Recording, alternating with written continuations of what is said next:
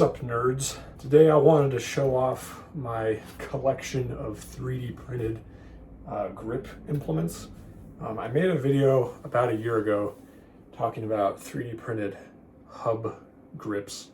I made a bunch of them with like different sizes, different diameters. One of them had a taper on it. Pretty cool, but since then I've kind of fell down the rabbit hole and I've just made a whole bunch of stuff. A lot of the stuff I have here, but I do have a good number of stuff over at my gym. I also have a few things that I've made that I've sold or given away. So I'm just gonna show off what I got here. And I took some demo videos of my grip tools over at the gym. So you'll be able to see that. I guess we'll start off with the hubs. This was the first hub that I ever made. This is not to spec of like the Iron Mind hub. It's a little different.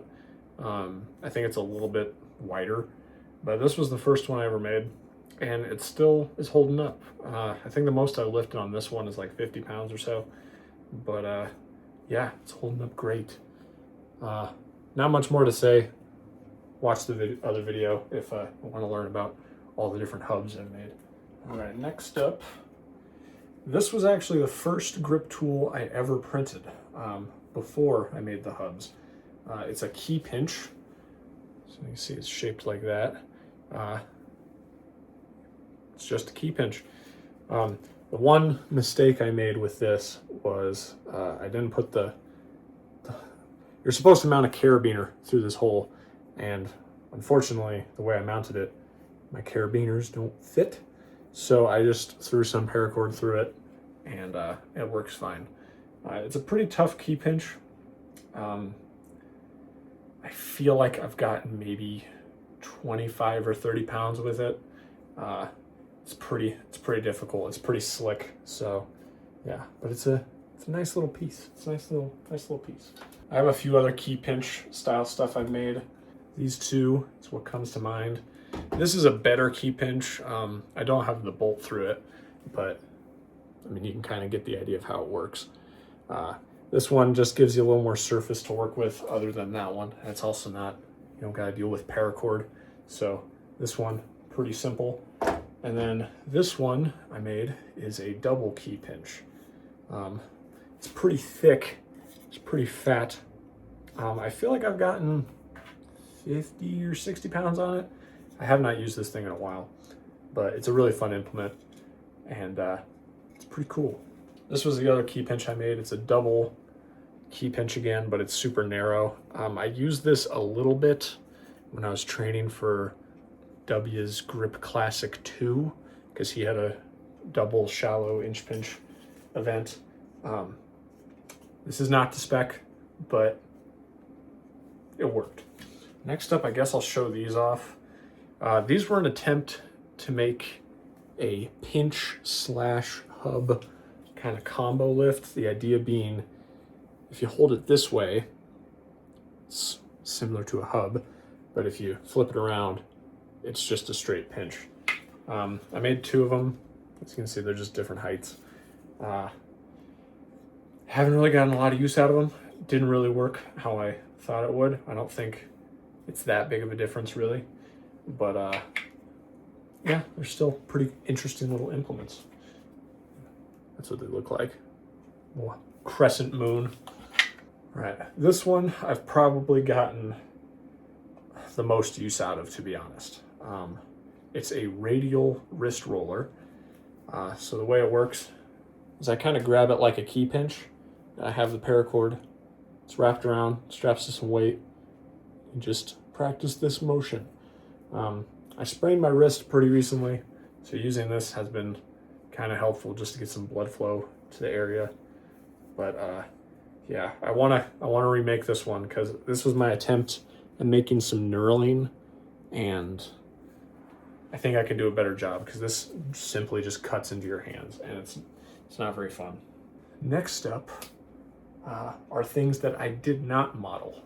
So this right here is a callus ball. I found this on Maker's World, and I think it's supposed to replicate the callus ball that Mr. Swole Animal on Instagram sells. I printed it off. It's really not that sharp. It doesn't really do much. But I printed a second one, drilled a hole through it, and stuck it on a bolt. So you can do super wide key pinches. You could just grab it, do like lat pull downs or something. It has some texture, so maybe it'll rough up your hands a little bit, give you some calluses. Haven't used it all that much, but still pretty interesting. This was a fairly recent one. Again, the bolt's not through it, but it's a rotating pinch. So these two implements rotate, and the challenge is you have to keep it steady, make sure it doesn't roll out of your hands as you're picking something up. This is actually pretty difficult, but I want to redesign it because it has some pretty big flaws, I think. First off, the plate is very thin, and I feel like it will break. Second off, the way that the bolts are mounted, I think I could do a better job with because it gets in the way of your fingers. But I think it's a pretty cool implement. Next up is this guy. This is literally just a copy of the Little Bighorn from Iron Mind. I didn't want to go spend, I think it's like 130 bucks on a Little Bighorn. So I just looked up the dimensions, printed it off. It's actually pretty solid. I think I've lifted like 80 pounds on it. It's kind of slick. Probably isn't as great as the actual product, but in terms of training, it gets the job done. This thing sucks. It's another hilt that I made that is ridiculously wide. Getting your hand around this thing is a challenge. I think I've lifted 10 pounds on it. It's a beast. Next thing are more dynamic training implements. So this is the first one I'll show off. I got the inspiration from a guy I saw on Instagram. I forget his username, but I'll put up his video here. He makes a product called the Saxon Squeezer. His looks a lot more high quality, but I decided I wanted to try my hand at making one. One problem with this is it's not really, can't really do one-handed stuff because it'll just bend like that. So I ended up just throwing a few extra springs in it to make it difficult. And it's a pretty good two-hand. Pretty good for warm-ups, but I think if I wanted to like really train this hard, I'd probably want to throw a few extra springs in it. This was pretty fun to model though. It has like a whole core thing in it that I can probably show you. So as you can see, it has this core that contains about 3 springs, 1 pretty heavy spring and 2 smaller springs. It also has these little nubs as guide rods, so they'll fit in and kind of help guide the motion so the springs don't bend. So yeah, then it just twists into place. You're good to go. This is the next dynamic 3D print I made. It's a thumb presser. I forget if it's Arm Assassin or what company makes the thumb presser device, but once again, I'm cheap. Didn't want to spend the money, so I designed my own. I want to make version 2 of this because for a few reasons. One, the presser itself, it's kind of thin and it's a little uncomfortable. And 2, I also messed up. I overcompensated how much threading I will need, so there's still some threads sticking out, but works pretty well. Train your thumbs. So this is a crimp. This one is terrible and is on the verge of breaking. However, I have made one at the gym that is way more reinforced. We were able to pick up about 225 pounds with it and it hasn't broken. But this was the first rendition. Yeah, this one sucks, but you get the idea. It's just a crimp plate. Pretty solid. This one's kind of an oddball. It's just a prism. Supposed to pick it up like that using 3 fingers. Really haven't messed with this. I just kind of threw this together one day and yeah, whatever. I do have a bunch of stuff at the gym. I'm gonna play a bunch of footage now. I have a spinning hub, which I kind of stole the idea from Nemesis grips. They have a spinning ball hub. And then I have a few hilts. I have a single-handed little grenade-shaped thing that I use for tricep pushdowns. The most impressive thing I think I've made is a pair of 3-inch custom fat grips.